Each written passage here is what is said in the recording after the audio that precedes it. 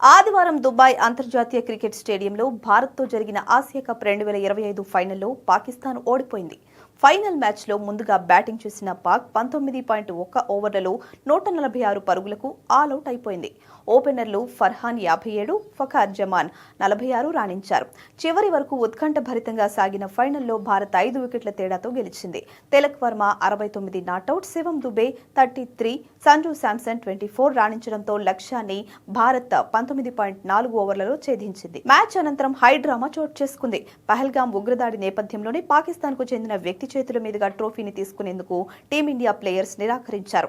దాంతో ఫైనల్ వేడుక కార్యక్రమం గంటన్నర లేటుగా ఆరంభమైంది. పోస్ట్ మ్యాచ్ ప్రెజెంటేషన్ కార్యక్రమం అనంతరం పాకిస్తాన్ టీమ్ రన్నర్-అప్ ట్రోఫీని తీసుకుంది. ఆపై పాక్ ఆటగాళ్లకు కూడా ఒక్కొక్కరుగా అవార్డు అందుకున్నారు. చివరిగా సల్మాన్ ఆఘా అవార్డును అందుకున్నాడు. ఆపై రన్నర్-అప్ చెక్ ను పాక్ అధికారులు అతడికి అందజేశారు. ఆ చెక్ ను సల్మాన్ ఆఘా అక్కడే విసిరేశాడు. స్టేజ్ పై పాక్ కెప్టెన్ తీరు చూసి స్పాన్సర్లు, అతిథులు షాక్ కు గురయ్యారు.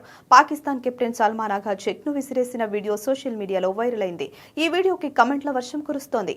పాకిస్తాన్ కెప్టెన్ కు ఎంత బలుపు, ఎక్కడో కాలినట్టుంది సీనా అంటూ ఇండియన్ ఫ్యాన్స్ కమెంట్స్ పెట్టారు. ఆసియా కప్ 2025లో భారత్ ఆధిపత్యం చెలాయించింది. పక్షం రోజుల్లో 3 సార్లు పాకిస్తాన్ పనిపట్టింది. ఫైనల్ విజయంతో ఆసియా కప్ ను సగర్వంగా 9వ సారి కైవసం చేసుకుంది.